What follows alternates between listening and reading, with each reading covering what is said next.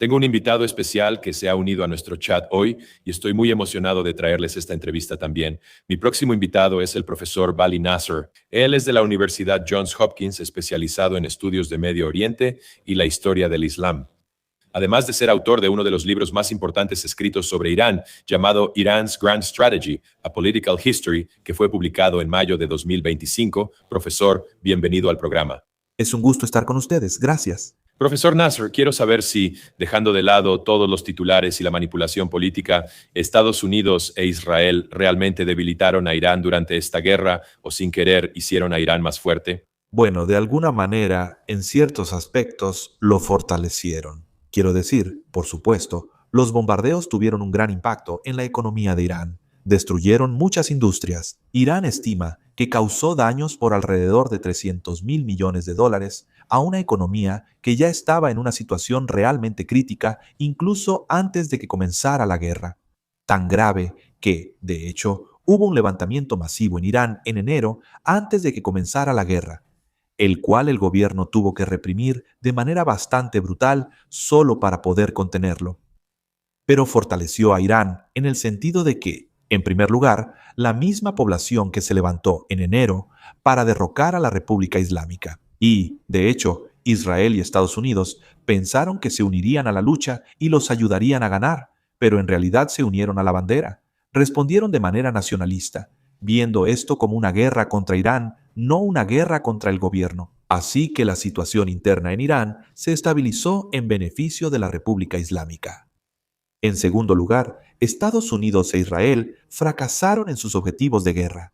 Querían quebrar a la República Islámica, tal vez incluso eliminarla completamente del poder e instaurar un nuevo régimen en Irán. El presidente Trump tenía visiones de Venezuela en Irán. Israel tenía la visión de eliminar completamente a su principal adversario en Medio Oriente de la ecuación, en un momento en que Israel está afirmando su propia dominación sobre la región.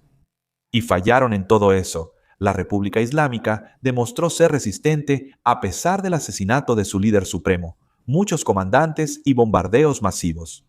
No colapsó y luego tomó represalias de maneras que tomaron por sorpresa a Estados Unidos. Así que atacó bases estadounidenses en todo el Medio Oriente. Atacó la economía global, cerrando el estrecho de Hormuz y presionando los mercados petroleros.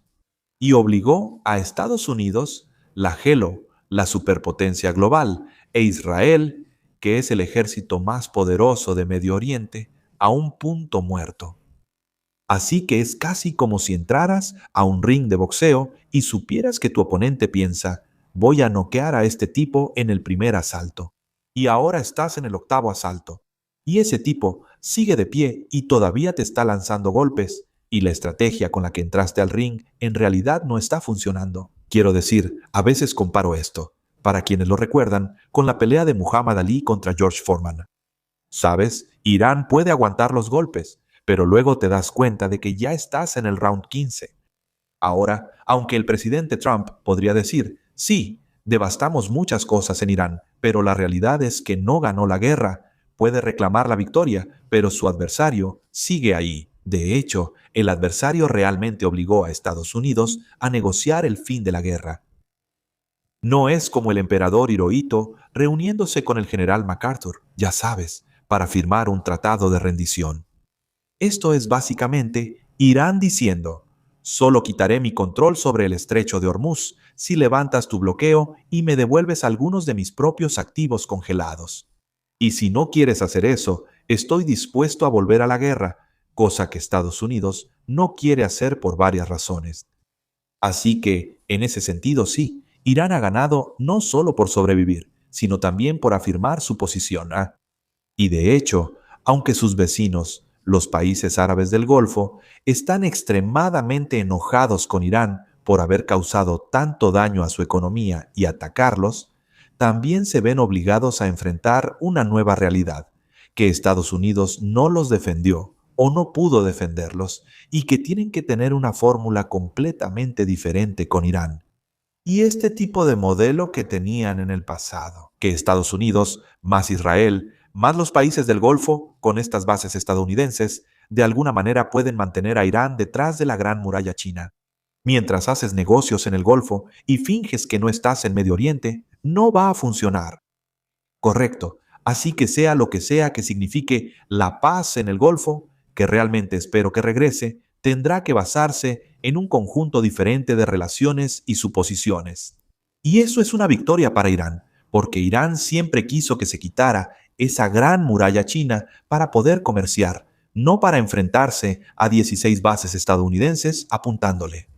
Y así ha logrado cambiar mucho la realidad en el terreno en el Golfo. Y de nuevo, que un país desfavorecido obligue a la región y a Estados Unidos a tener que enfrentarse a una nueva realidad podría considerarse una especie de victoria. Sí, esa es una respuesta muy buena. Y sabes, una de las cosas que has argumentado durante muchos años es que Washington fundamentalmente no entiende a Irán. ¿Cuál es la cosa más importante que los responsables políticos estadounidenses siguen entendiendo mal sobre cómo Teherán ve el mundo? Quiero decir, para ser sincero, Estados Unidos obviamente no tiene una embajada en Teherán, así que no hay informes diplomáticos directos. Los funcionarios estadounidenses casi nunca se reúnen con iraníes. Muy raro, como en Islamabad, entre el vicepresidente Vance y funcionarios iraníes, o entre Steve Witkoff y el ministro de Relaciones Exteriores de Irán. Es muy raro, así que realmente no tienen un buen entendimiento de Irán. Y además, Irán tiene una estructura política muy complicada. No es como los países árabes, donde podríamos decir, ok, hay un Mohammed bin Salman, un emir de Qatar. Sabemos exactamente con quién tratamos. Un solo presidente, Sisi. El sistema de Irán tiene múltiples centros de poder con diferentes opiniones. No entendemos bien cómo compiten entre ellos, cómo se superponen. ¿Quién tiene más poder? ¿Realmente ocurre la competencia por el poder? Es como un término en inglés, es como una corte bizantina, de alguna manera, así que para nosotros es muy opaco. En segundo lugar, hemos llegado a ver a Irán de manera muy limitada a través de algunos prismas que, especialmente en esta guerra, desviaron nuestra atención. Una es que es una teocracia. Estos tipos son ideólogos religiosos de mente confusa, y como dice el secretario Rubio, son apocalípticos. Es como si él casi les habla como si fueran sin razón irracionales. Y esa clase de visión no explica cómo pudieron librar una guerra como la que hicieron contra Estados Unidos. Eso sugiere que son calculadores, tecnócratas, capaces. Y sabes, esto no es lo que ves. Quiero decir, si ves los memes en video que Irán publicó, los memes del ego que mucha gente ha visto, esto simplemente no concuerda con personas que uno diría que son ideológicas, apocalípticas, de esas que creen en el fin del mundo. En segundo lugar, hemos llegado a ver a Irán de manera muy limitada, como un grupo muy pequeño de personas del gobierno enfrentándose a un público muy enojado en Irán. Así que es algo muy simple. Un mal gobierno que tal vez no sea más que unos pocos miles de personas y 89, 90 millones de iraníes enojados. Y eso también es demasiado simplista. Y entonces, si tienes el tipo de suposiciones o imagen equivocada de tu adversario, vas a equivocarte.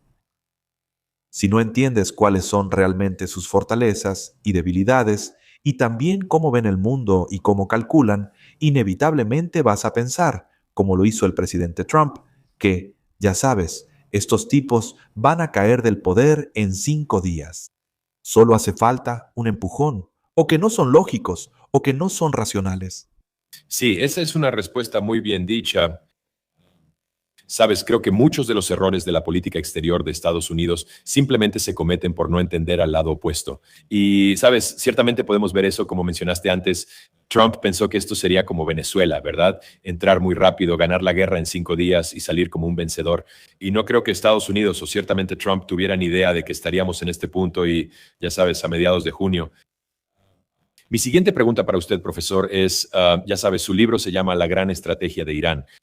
Y si vemos dónde estamos hoy, los líderes en Teherán están considerando, ya sabe, la posibilidad de que ahora vaya a haber algún cambio en el futuro, o esto es simplemente otra fase en una lucha mucho más larga. Creo que ellos piensan que es una fase.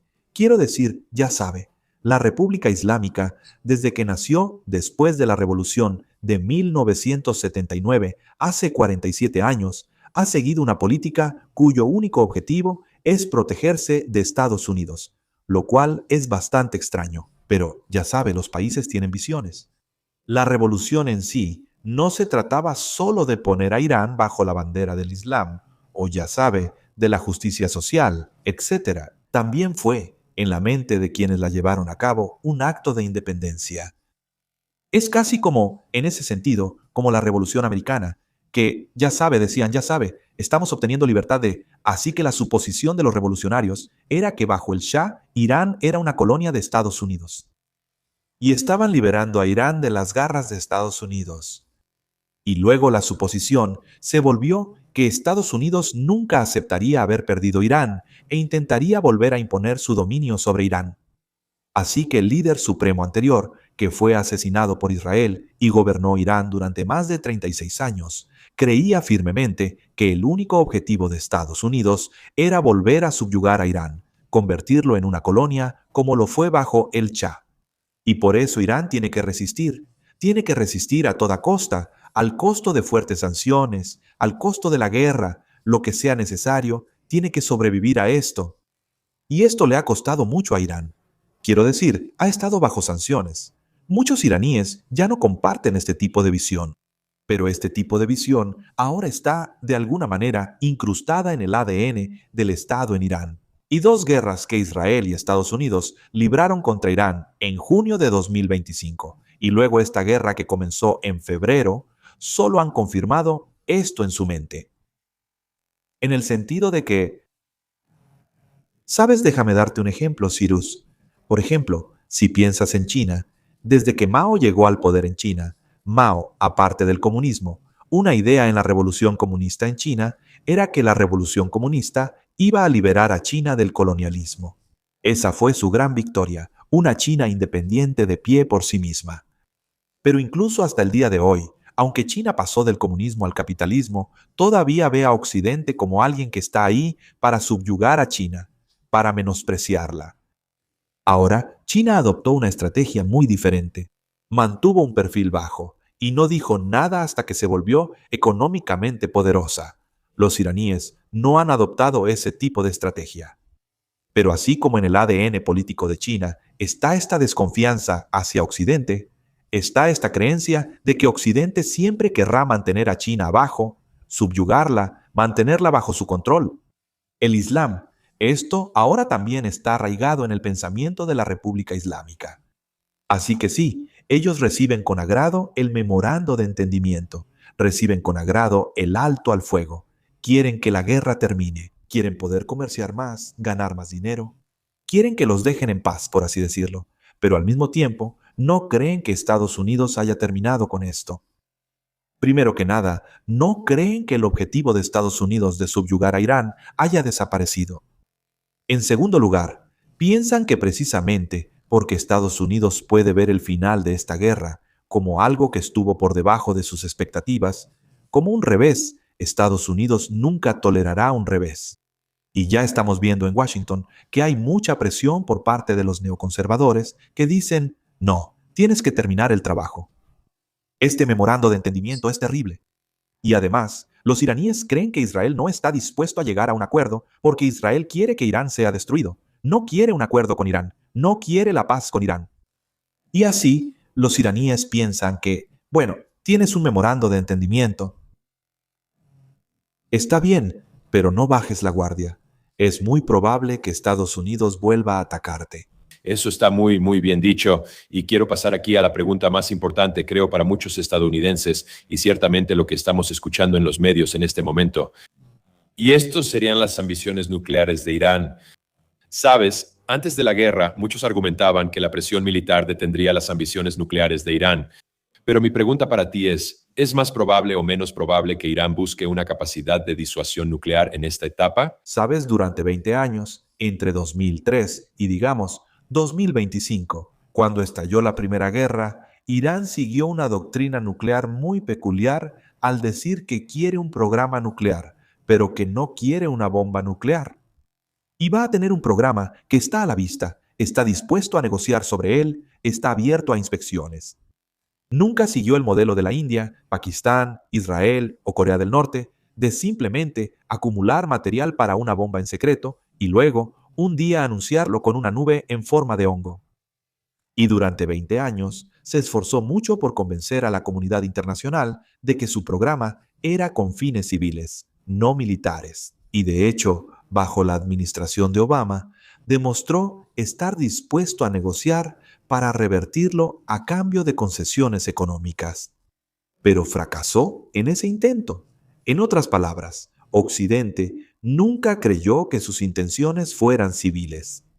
Y cuando el presidente Trump salió del acuerdo nuclear, su exigencia fue que Irán debía tener cero programa nuclear, ningún programa nuclear en absoluto. Ahora, creo que los iraníes piensan que esos 20 años fracasaron porque todo lo que su estrategia trajo fueron sanciones y guerra. No le dio nada más a Irán. No le dio una bomba a Irán. No le dio disuasión a Irán. No le dio protección a Irán. No le dio nada a Irán, excepto más sanciones y miseria, y al final, 2 guerras. Y ahora hay un grupo en Irán que está pidiendo que Irán abandone todos los acuerdos internacionales que ha firmado sobre el tema nuclear y que simplemente busque una disuasión nuclear. Pero el liderazgo no ha tomado esa decisión. Es solo que ahora hay una conversación más abierta al respecto en el Parlamento, en las redes sociales y entre los formadores de opinión influyentes. Pero creo que Irán todavía está abierto a negociar sobre su programa nuclear si Estados Unidos habla en serio. Todavía está sobre la mesa la negociación. Los términos serán diferentes, tal vez mejores en algunos aspectos, tal vez peores que el acuerdo nuclear anterior, pero está sujeto a negociación. Si Irán quisiera buscar una bomba nuclear, o sea, no es tan sencillo porque les va a tomar algo de tiempo llegar a eso. Sí, han avanzado mucho, pero todavía no han llegado ahí. Entonces, sí, tal vez en 6 meses o en 6 semanas, sea cual sea la cifra que tengas en mente, podrían tener suficiente material fisible para construir una bomba. Pero luego, construir la bomba en sí y hacerla entregable requiere trabajo adicional de 2, 3 años quizás, o incluso más. Así que no es un hecho solo porque tengas los ingredientes para una bomba. No significa que la bomba esté lista para usarse. Entonces, pero entre ahora y cuando tengan una bomba, y una bomba no es suficiente, tienes que tener unas 20, 30 para tener una verdadera disuasión nuclear. Entre ahora y esas 20 o 30, el país sería extremadamente vulnerable a una guerra si se detecta que está haciendo eso. Y entonces, porque hace 20 años no construyeron una bomba en secreto, como lo hizo Corea del Norte, o como lo hicieron Pakistán, India, Israel, y ahora todos los ojos del mundo están sobre ellos para detectar cualquier tipo de movimiento. Y también saben que su sistema fue infiltrado por la inteligencia israelí, la CIA y los británicos, etc. Incluso a un nivel racional, no es una decisión fácil de tomar. ¿Cuál sería el costo de tomar ese camino? ¿Más sanciones? ¿Más guerra? ¿Realmente pueden sobrevivir a más sanciones y guerra antes de conseguir una bomba? Y luego, ¿cómo usarían la bomba para revertir las sanciones y la guerra? ¿O es mejor que detengan las sanciones y la guerra negociando de alguna manera sobre esto? Entonces, creo que, ya sabes, simplificar los cálculos nucleares de Irán, de nuevo, es una de esas cosas que pueden llevar a malentendidos en Estados Unidos. A menudo se usa como argumento para quienes quieren la guerra con Irán, igual que los que querían la guerra con Irak. Seguían presionando para destruir un programa nuclear que no existía. Y ahora tenemos el mismo tipo de argumento con Irán. Pero creo que si Estados Unidos pensara en esto de manera diferente y dijera, mira, los iraníes realmente están en una encrucijada. Ellos están pensando, ¿deberíamos tomar ese camino para construir una bomba o no deberíamos hacerlo? Si lo piensas de esa manera, entonces dirías que tal vez podemos influir en esa decisión sin ir a la guerra.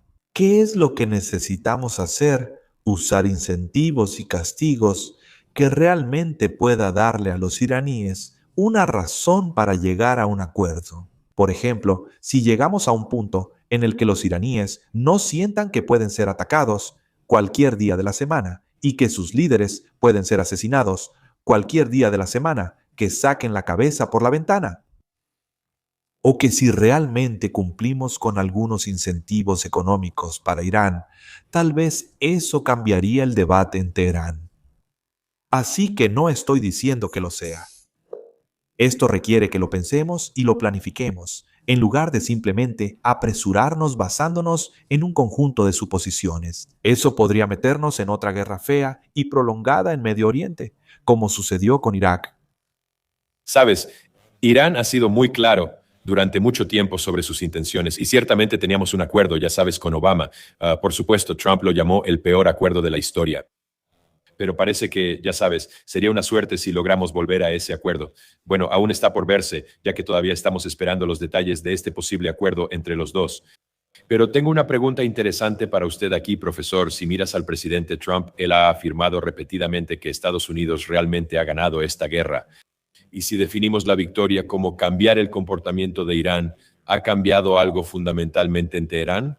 No, quiero decir, es comprensible por qué él quiere llamar a esto una victoria. Quiero decir, el costo político de no ganar, particularmente para un hombre con su ego y su visión de cómo debería ser visto por los estadounidenses y el mundo.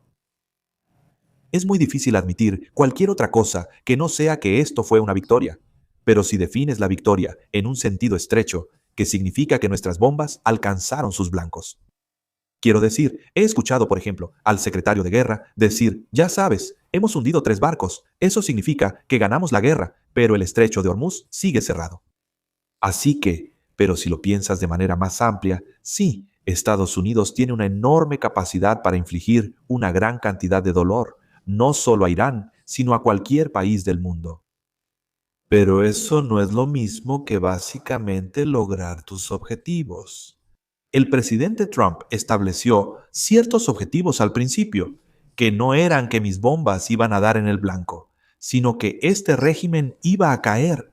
Este régimen va a entregar su programa nuclear y este régimen va a cambiar drásticamente su comportamiento. Y, ya sabes, Irán va a hacer algo muy diferente. Y no ha logrado ninguno de esos. Así que al no lograr los mismos objetivos que se propuso al principio, no ha ganado. Ahora, en cuanto al comportamiento de Irán, en algunos aspectos no, en algunos aspectos sí, sí lo ha hecho. Primero que nada, matar al líder de Irán significa que tienes un nuevo liderazgo en Irán. Y cualquier nuevo liderazgo en cualquier lugar, ya sea en una organización empresarial o en un país, significa que estás tratando con personas diferentes. Algunos continúan existiendo, pero ahora la toma de decisiones es de ellos. Así que la nueva generación de comandantes de la Guardia Revolucionaria que ha tomado el control es mucho más agresiva y belicista que aquellos a quienes Israel mató. Mientras que la generación anterior intentaba ya sabes, ser contenida al responder a Estados Unidos. Esta nueva generación cree que la única manera de disuadir a Estados Unidos no es ojo por ojo, sino cabeza por ojo. Por eso estamos viendo este tipo de agresividad en el Golfo, tanto hacia los vecinos como hacia las bases estadounidenses, etc. Así que ha habido un cambio de régimen en Irán, aunque no del tipo que el presidente Trump había imaginado. Y en un nivel fundamental, la República Islámica no ha desaparecido. Irán no es de repente un nuevo régimen amigable con Estados Unidos, ya sabes. Su programa nuclear sigue siendo un dolor de cabeza para Estados Unidos, por eso quiere hablar de ello. Y Estados Unidos terminó dándole a Irán una carta enorme en forma del estrecho de Hormuz, que antes no tenía. Que Irán ha aprendido que en realidad puede estrangular la economía global y básicamente hacer exigencias. Y también tiene la capacidad de quizás dañar la economía global en el Mar Rojo a través de sus aliados, los hutíes. Y nada de esto lo tenía Irán antes. Y ahora también tiene eso, así que creo que la afirmación de que fue una victoria no es correcta. Y de hecho, por eso el presidente Trump ha estado tan incómodo hasta ahora para firmar este memorando de entendimiento, que ha llegado al borde y luego se ha echado para atrás. Porque al final, la simple firma del memorando es una admisión de que no obtuvo una victoria total ni con los bombardeos aéreos ni con el bloqueo económico. Así que ahora tiene que sentarse y llegar a un acuerdo con los iraníes. Sí, solo para nuestra audiencia, ya sabes, creo que después de iniciar la guerra, escuchamos muchas promesas de Donald Trump, ¿verdad? La eliminación completa del uranio enriquecido, el fin de la producción de misiles de Irán, el fin del apoyo de Irán a otros grupos en la región, cambio de régimen, libertad para el pueblo iraní, rendición incondicional. Todas estas cosas fueron prometidas, ya sabes, por Donald Trump, y como acabas de mencionar, no había habido ni una sola que realmente se haya cumplido hasta este momento. Así que sí, Estados Unidos es muy bueno para atacar objetivos, ¿verdad? Somos muy buenos haciendo eso, pero como dijiste, eso no necesariamente, ya sabes, resulta en una victoria. Así es. Sí, muy interesante. Quiero cambiar un poco de tema hacia China. Y esta es una pregunta interesante porque si Irán llega cada vez más a la conclusión de que Estados Unidos es una potencia en declive en la región, eso empuja naturalmente a Teherán a acercarse más a China en este nuevo mundo multipolar emergente. Sí, quiero decir, también tenemos que analizar el interés de China en esto. Y además, China tiene una relación muy complicada con Medio Oriente. A diferencia de Estados Unidos, su relación no es principalmente militar ni de seguridad. Su relación es principalmente energética y económica. Tiene relaciones e intereses comerciales y negocios en Irán, pero también tiene negocios e intereses energéticos en los Emiratos Árabes Unidos con Qatar.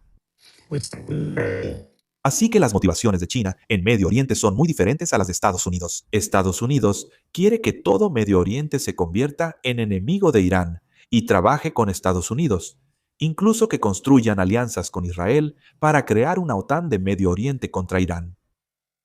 Mientras que los chinos quieren que los iraníes y los árabes se lleven bien para poder hacer negocios con ambos. Y por eso ellos, por ejemplo, hace unos años fueron tan fundamentales para normalizar las relaciones entre Irán y Arabia Saudita, ¿verdad? Así que ese incentivo no es contener a Irán ni hacer que los árabes peleen contra Irán. Es al revés. Si ustedes se llevaran bien, podríamos hacer negocios mucho mejor de lo que podemos ahora. No queremos estar en una situación en la que tengamos que elegir. Exacto. Y eso pone algunas limitaciones sobre lo que Irán puede hacer con China, porque hay un punto en el que los chinos dicen, bueno, no te vamos a vender estas cosas si las vas a usar contra los Emiratos Árabes Unidos. O no te daremos estas cosas a menos que hagas esas cosas. Pero creo que al menos la motivación en Irán de acercarse más a China económicamente, pero también tecnológicamente, ha ido creciendo, en el sentido de que Irán también observó las capacidades tecnológicas del equipo militar chino cuando Pakistán lo usó contra la India.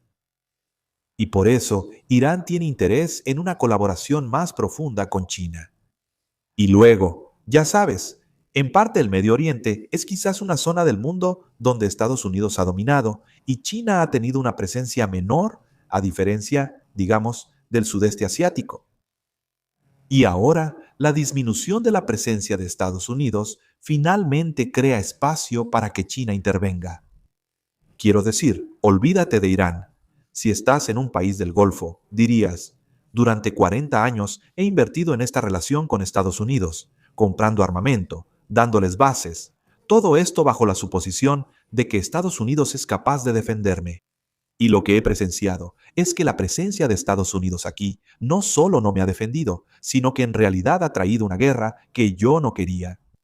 En otras palabras, esta no fue una guerra que Estados Unidos peleó porque Irán atacó a los árabes y por lo tanto Estados Unidos los estaba defendiendo.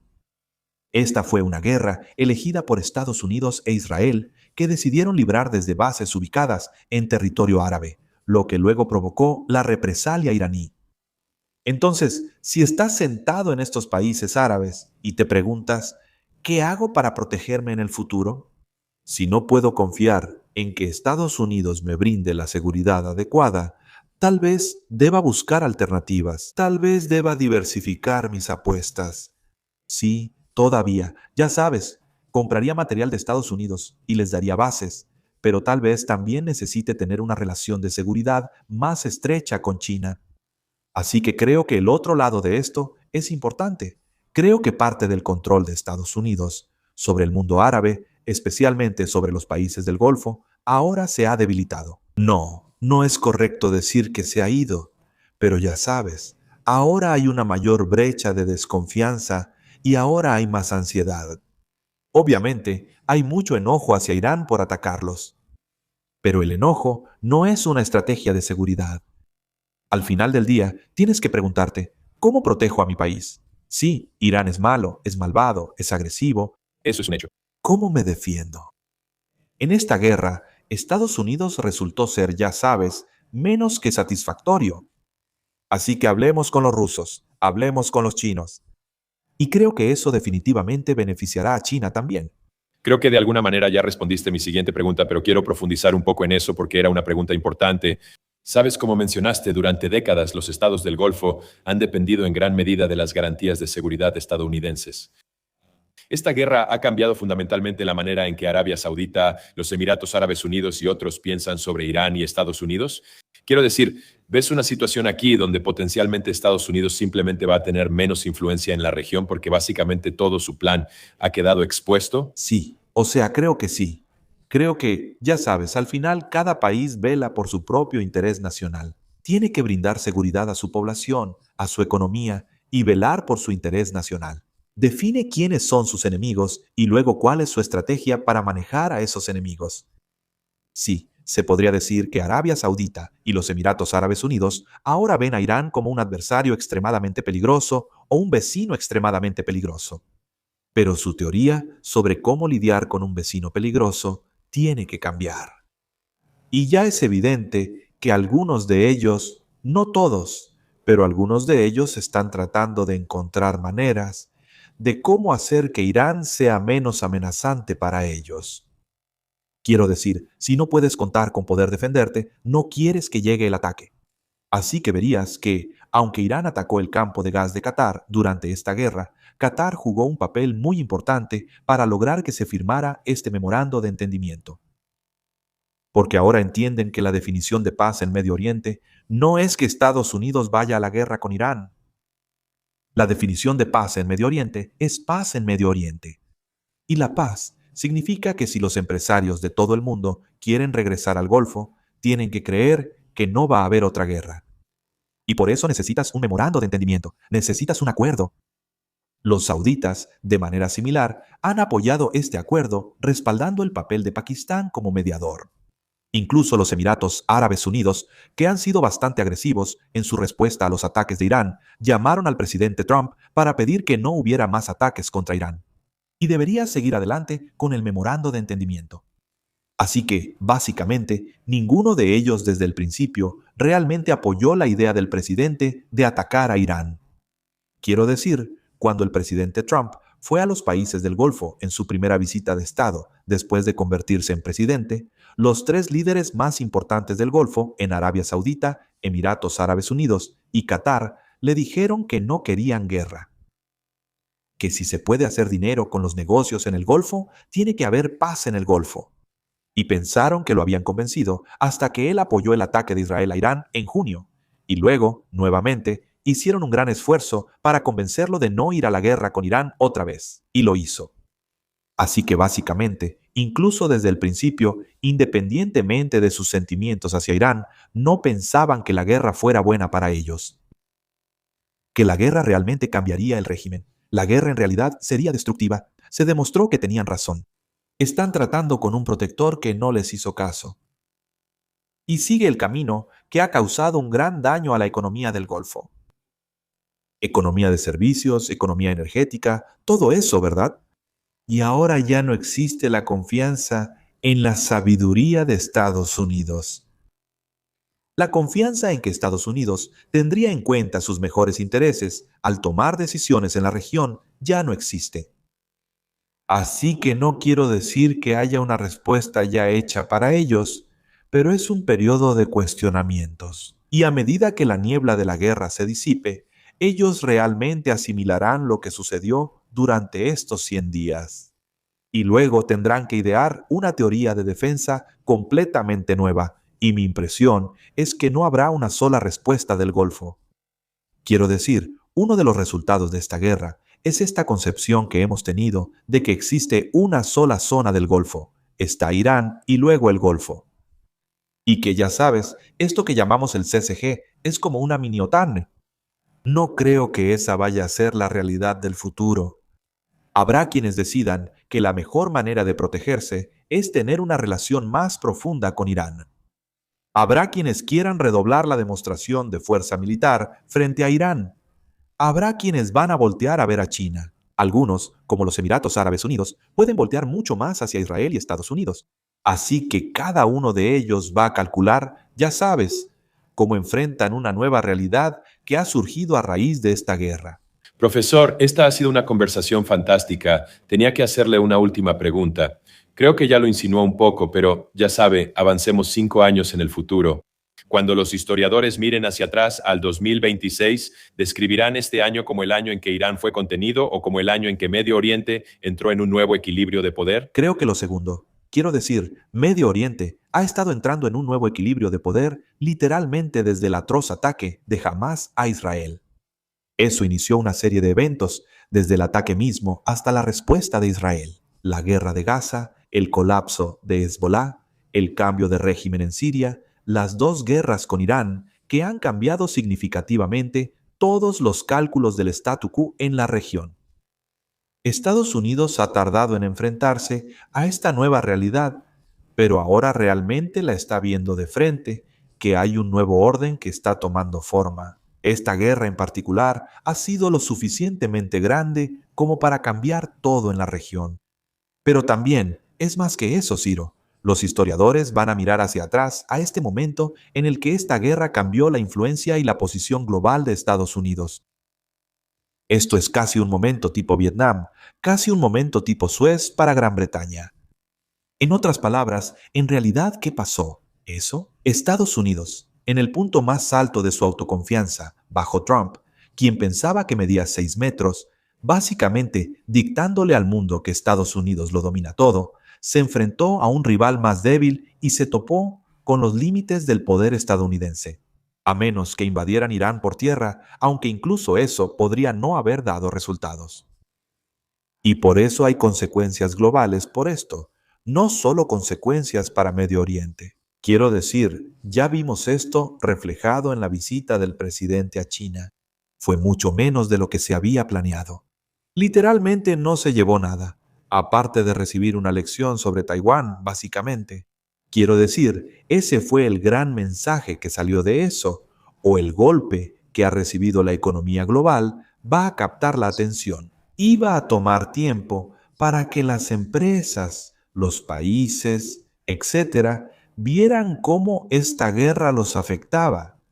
Así que creo que la influencia estadounidense, el prestigio estadounidense y la posición estratégica de Estados Unidos van a verse golpeados por el resultado de esta guerra. Estados Unidos va a ser visto como menos sabio en el manejo de los asuntos mundiales y va a ser visto como menos capaz de lograr sus objetivos estratégicos. Y tanto los amigos como los enemigos de los países van a cambiar sus cálculos sobre lo que es posible y lo que no es posible. Y dentro de 5 años vamos a ver, para bien o para mal, esta guerra como un momento crucial para el mundo. Bueno, profesor, esta ha sido una entrevista absolutamente fascinante. De verdad quiero agradecerle mucho por sus valiosas reflexiones y por su tiempo. Sé que a nuestros invitados les va a encantar esto. ¿Dónde podemos encontrar más de su trabajo y cómo podemos seguirlo en las redes sociales? Nos vamos a asegurar de poner todos esos enlaces, pero dígale a nuestra audiencia aquí cómo podemos seguirlo. Estoy en X e Instagram como Vali Nasser y ahí publico todos mis trabajos, entrevistas y publicaciones también. Y también están fácilmente disponibles si alguien los busca en Internet. Y obviamente, Como mencionaste, mi libro más reciente es La Gran Estrategia de Irán, que trata muchos de estos temas que discutimos. sí, muchas personas me han recomendado mucho este libro y creo que, ya sabes, se ha convertido en el mejor libro de facto que puedes leer sobre Irán, sin duda en la actualidad. Así que felicidades por el éxito de ese libro y una vez más vamos a dejar los enlaces a todas las publicaciones del profesor Nasser. De esa manera pueden seguirlo. Para todos, mi nombre es Ciro. Gracias por pasar tiempo con nosotros hoy en YouTube. Esperamos verlos a todos en nuestra próxima entrevista pronto.